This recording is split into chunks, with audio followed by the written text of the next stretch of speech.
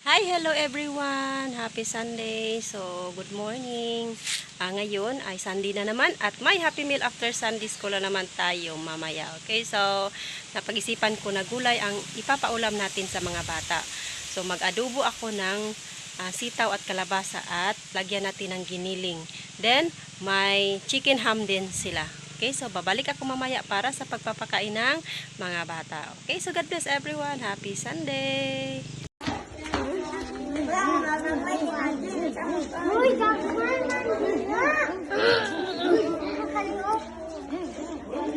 Naman, nagbuhi ng mga Diyos.